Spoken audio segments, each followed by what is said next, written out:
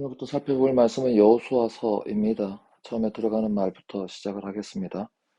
여호수아서는 이스라엘 백성이 약속의 땅을 차지하는 과정에서 벌어진 전쟁이 주된 배경이다라고 말합니다. 그런데 여기 중요한 것은 성찰과 분별, 묵상이 더욱 중요하다. 왜 그러냐면 지금 우리 시대가 전쟁의 시대, 그리고 우리 시대가 폭력과 갈등, 분열이 대립하고 있는 시대이기 때문에 더 그렇다는 것입니다. 그러다 보니 이런 전쟁에 대한 이야기가 예를 들어서 인종 청소 또는 대량 학살로 연상시킬 수 있기 때문에 잘못하면 현대의 전쟁, 그 다음에 폭력, 이것이 신앙의 이름으로 정당화될 수 있거나 오용될 수 있다라고 하는 저자의 표현은 대단히 신중하게 또 중요한 말이라는 것을, 그래서 지금과 같은 그 위국의 상황에 기독교인들이 어떤 올바른 판단을 해야 하는데 이런 말씀들이 무분별하게 사용되는 것은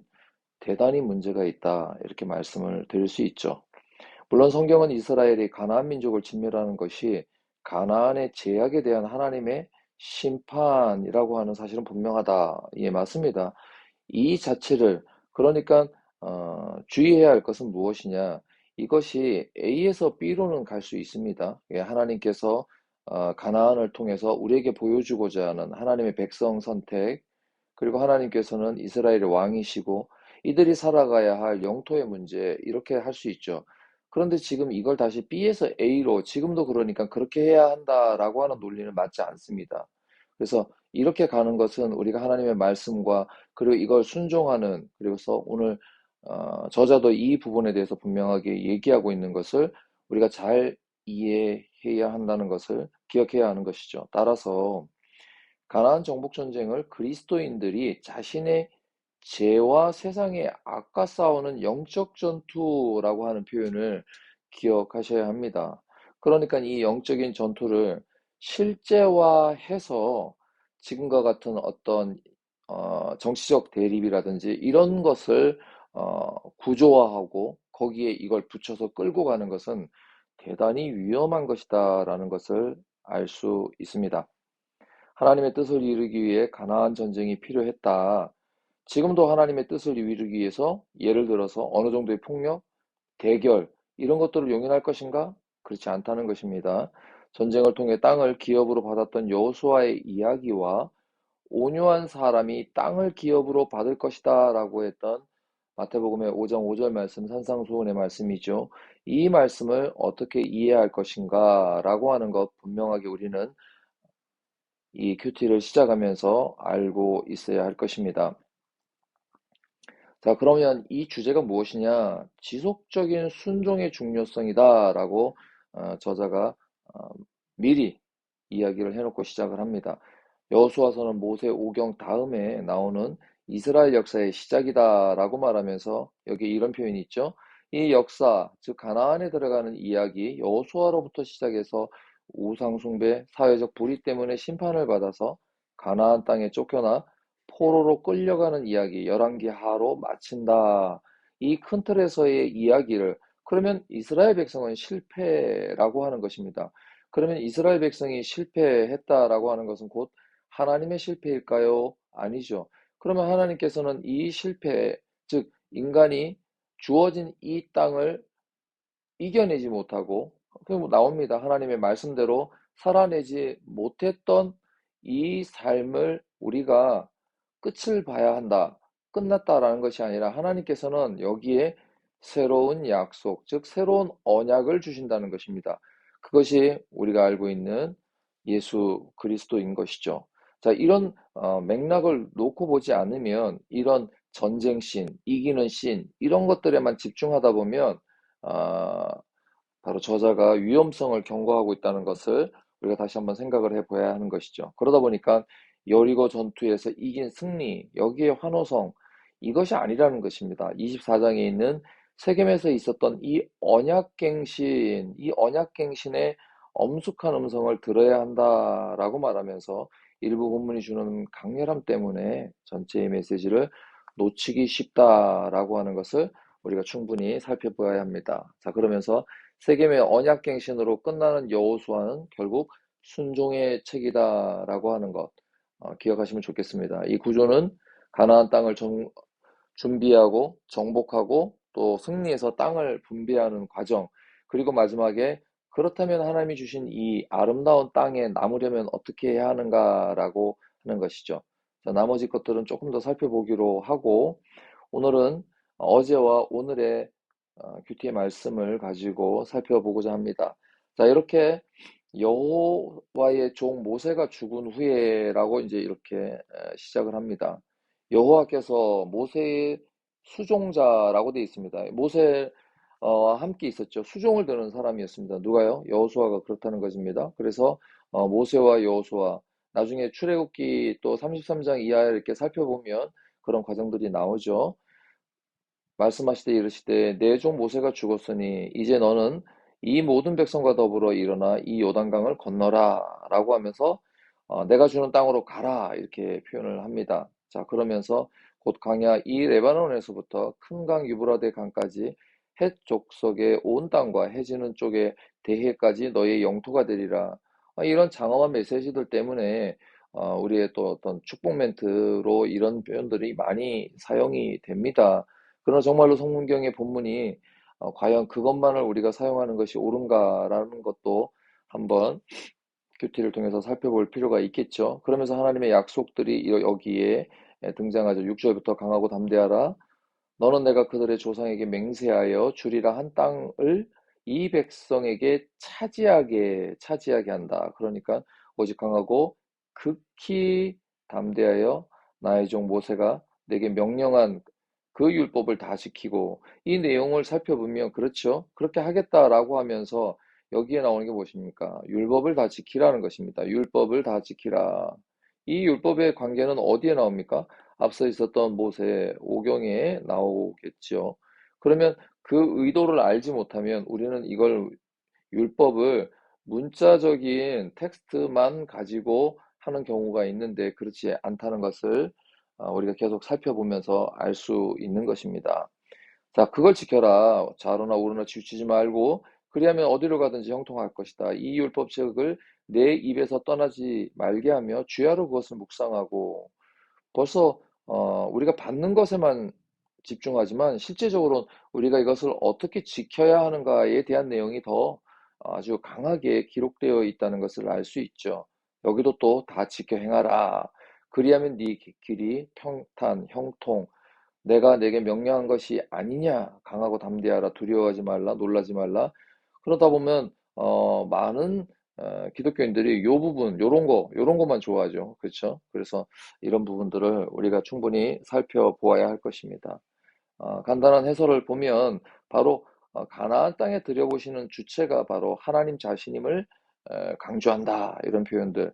내가 이미 너희에게 주었다. 땅을 주었다는 것입니다. 이 관계를 이해할 때 하나님께서 출애굽을 하시면서 어떤 관계를 맺으십니까? 나는 너희의 하나님이 되고, 그러니까는 하나님이 되고, 그리고 너희는 나의 무엇이 됩니까? 하나님의 백성이 되고. 그래서 이 백성의 관계를 유지하는 것이 무엇이죠? 율법이잖아요. 율법을 지켜 행하라. 이렇게 되는 것입니다. 그러면 통치하시는 통치자가 있고 그다음 백성들이 있습니다. 그러면 지금 뭐가 필요합니까? 토지, 즉 영토가 필요하죠. 백성으로 살아가야 할 영토. 이것이 가나안이 되는 것입니다. 자, 이 가나안의 이런 구조를 가지고 하나님께서 이제 실제화하는 것입니다. 누구를 통해서? 여호수아를 통해서 가나안 땅으로 인도하실 것입니다. 하나님의 올해에도 나에게 일어나라, 건너라, 가라 명하시는 일이 무엇입니까? 주저하지 말고 순종하며. 그럼 주저하지 말고 순종하며. 그럼 순종은 그냥 하는 것이 아니죠. 그럼 순종의 관계를 어떻게 이해해야 하는가요? 순종을 한다는 것은 내 마음에 전적인 동의가 일어나는 것입니다. 하나님의 말씀을 따라가야 되겠다. 따라 살아야겠다. 이것은 여기에 보면 이렇게 나옵니다. 자, 그들이 여호수아에게 대답하여 이르되 당신이 우리에게 명령하신 하나님 명령하신 것이죠. 그런데도 불구하고 명령은 누가 합니까? 여호수아가 했던 것이죠. 우리가 다 행할 것이다. 당신이 우리를 보내는 곳에 우리가 가겠다. 우리는 범사에 모세에게 순종한 것 같이 당신에게도 순종하겠다. 오직 당신의 하나님 여호와께서 모세와 함께 계셨던 것 같이 당신과 함께 계시기를 원합니다. 이런 표현들을 보면 우리가 여기에서 하나님의 말씀대로 따라 산다는 것, 순종한다는 것은 어떤 관계로 이어지느냐? 하나님께서 먼저 말씀하시는 것. 그 말씀을 자 구약의 관점에서 보면 백성들에게 다이렉트로 얘기하지 않으셨죠. 중간에 누구를 세우십니까? 제사장을 세웠죠. 제사장이라고 하기보다는 어, 여호수아는 제사장이었나요? 글쎄 아니었던 걸로 기억하는데 자 그럼 앞에 누구를 세웠냐면 이거를 전달하는 전달자가 중간에 있습니다. 그리고 백성의 관계가 있습니다. 그래서 백성은 모세와 여호수아에게 순종하고 다시 이렇게 하나님의 말씀을 요런 구조를 가지고 있다는 겁니다. 그럴 때 여기에 순종한다는 의미는 어떤 의미입니까? 이 말씀이 하나님으로부터 온 말씀인 것을 백성들은 받아들였다, 수납했다, 그것에 동의되었다라고 하는 것입니다. 그러다 보니까 그때 어떻게 하냐? 두렵죠. 전쟁이라는 것은 실제 두려운 행위이지 않습니까? 그럴 때 강하고 담대하라. 너는 내가 그들의 조상에게 맹세하여 이 맹세한 것은 하나님 편에서의 약속이었지 않습니까? 그렇죠? 맹세하여 그들에게 주리라 한 것을 하겠다라고 말씀하신 것을 알 수 있습니다. 계속해서 10절부터 18절에도 그러면서 명령하여 누가 명령합니까? 여기 보시면 여호와 하나님께서는 여호수아에게 하셨고 여호수아는 그 백성들의 관리들에게 명령하는 것입니다. 그렇죠? 하나님께서 여호수아에게 그리고 여호수아는 관리들은 다시 그 백성들에게 지금은 아직 이렇게 되어 있으면 아직 건너기 전입니다. 건너기 전이니까 여기에 이렇게 있을 거 아닙니까? 그러니까 각 지파별로 있는 것이죠. 그 지파장들에게 또 이렇게 알려주는 것입니다. 그렇게 해서 준비를 하라. 그러니까 여호수아가 또 르우벤 지파, 뭐 갓 지파 이렇게 지파들 이야기가 나오는 것입니다. 명령하여. 여기에 중요한 표현들이 있는데 요걸 한번 짚고 넘어가겠습니다. 너희의 하나님 여호와께서 너희에게 안식을 주시며 안식을 주신다. 이 땅을 주시는데 이 땅을 향하여 안식을 주시는 것이다. 이렇게 말합니다.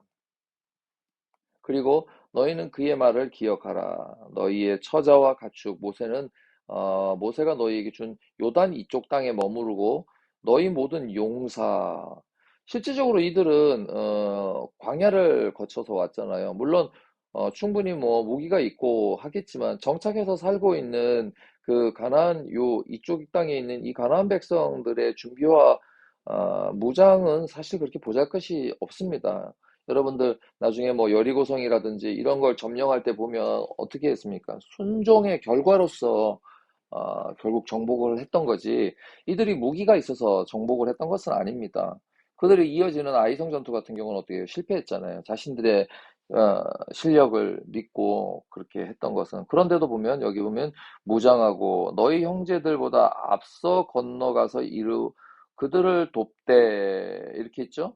자, 그러면서 여기 먼저 돕는 지파들입니다. 므낫세 여기 반 지파까지. 그러면 여기도 보면 여호와께서 뭐라고 그랬냐? 너희를 안식하게 하신 것 같이 너희의 형제들도 안식하며 그들도 너희의 하나님 여호와께서 주시는 땅.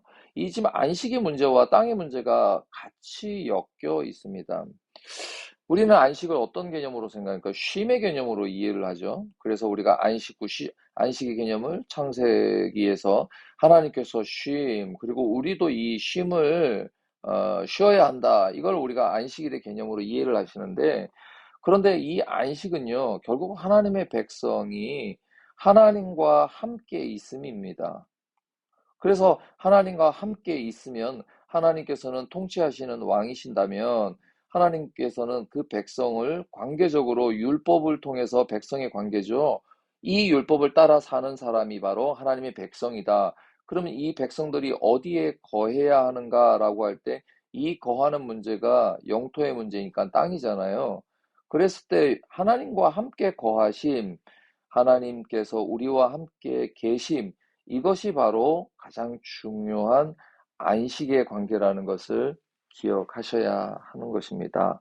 그래서 그들에게 안식이 필요한 것은 바로 하나님이 함께 거하시는 영토로서 가나안, 이것이 바로 우리에게 주시는 것이지, 재물로서 뭐 기업을 잇는다. 우리가 대체적으로 알고 있는 개념은 여기에 자리 잡을 개념이 없습니다.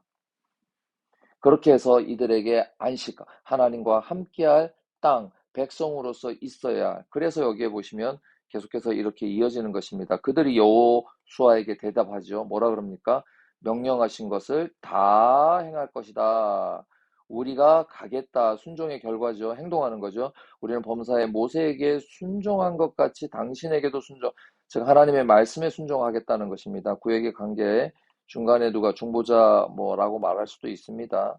여호와 하나님께서 모세와 여호수아 같은 자들에게 말하면 이들이 백성의 우두머리들에게, 그러면 우두머리들은 다시 그 백성들에게 말하고 누구에게 답합니까? 여호수아에게 답하고 여호수아는 다시 이것을 하나님께 고하는 이 구조하에서 순종하겠다, 즉 하나님께 순종하겠다는 말씀이죠. 오직 당신의 하나님 여호와께서 모세와 함께 계셨던 것 같이, 그러니까 여기가 항상 함께 계시면 여기는 이 관계를 따라 살면 되는 것입니다. 자, 그렇게 했을 때 누구든지 당신의 명령을 거역하면 죽임을 당한다. 이렇게 시작하고 있다는 것입니다. 이제 가나안 땅에 들어갈 때가 되었다. 요단 동쪽에 이미 기업으로 받은 지파들에게 전에 모세와 한 약속대로 약속이 있습니다. 그래서 이들이 먼저 건너가서 도우라는 것입니다. 자, 당부한다. 이렇게 돼 있죠. 여호수아의 이 선포로 이스라엘의 가나안 입성이 본격적으로 시작됩니다. 여기 보면 뭐 교회 지도자의 입에서 하나님의 뜻을 알리는 말, 그의 뜻의 성취를 나온 데에서 격려의 말, 언약 백성으로서의 책무, 좀 과장되죠. 다 동의가 되지 않습니다.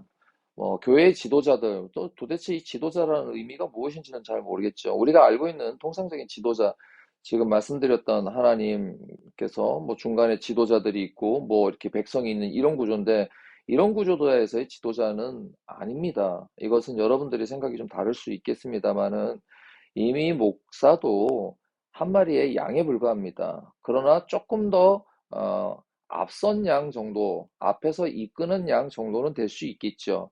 그러나 지금은 누가 목자가 있으시죠. 예수님이시잖아요. 그럼 예수님께서는 요한복음에 내가 간다, 너희를 위해서 누구를 보낸다? 성령 하나님을 보내시고 이 성령님이 어떻게 우리 안에 내주하신다.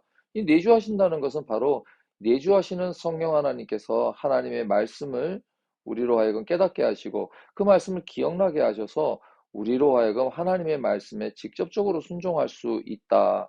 그런데 여기에 누구의 목회자를 통해서 하나님의 말씀을 해석하고 또 그 말씀대로 가는데 우리에게 일종의 헬퍼 역할을 하는 것이 뭐 교회 지도자 도대체 뭐 아무튼 여기까지만 하고 넘어가겠습니다.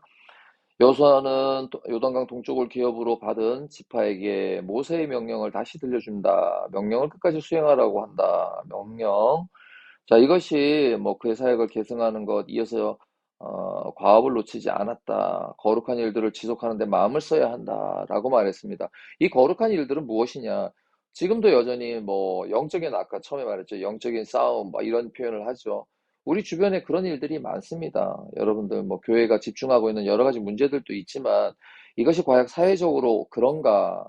이런 부분에 대해서는 좀 더 세밀한 관찰, 그다음에 여러 가지 우리의 의도가 필요합니다. 그런데 이런 과정들을 건너뛰고 싸운다, 이런 표현에만 집중해서 어떤 집단적인 행동들, 그리고 우리의 언어로 어떤 사회와의 대립의 관계, 이런 것들은 결코 좋은 모습은 아니라 생각할 수 있겠습니다.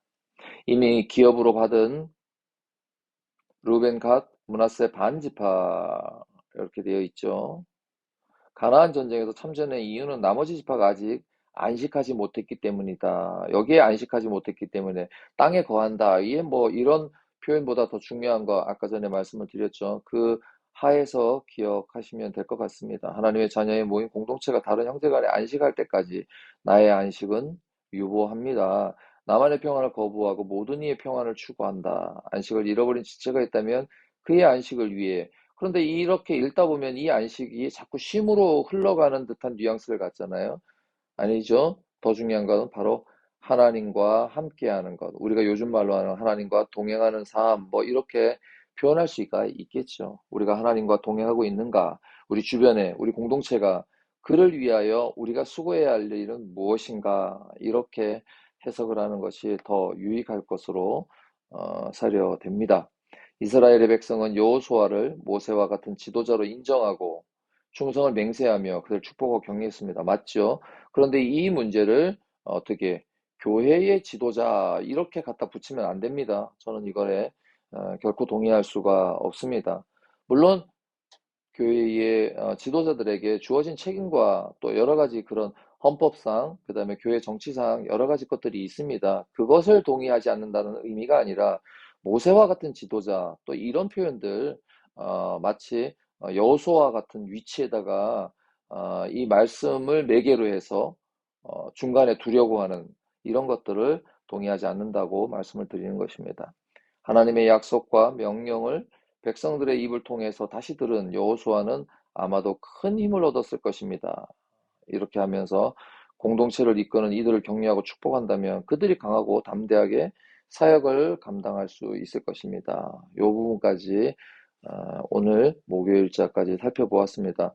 여러분들이 계속해서 여호수아의 말씀을 읽고 하나님의 말씀이 25년에도 함께하여 우리 역시도 하나님의 말씀 안에서 즉 안식하는 즉 하나님과 동행하는 삶이 되시기를 주님의 이름으로 축복합니다. 오늘은 여기까지 마치겠습니다.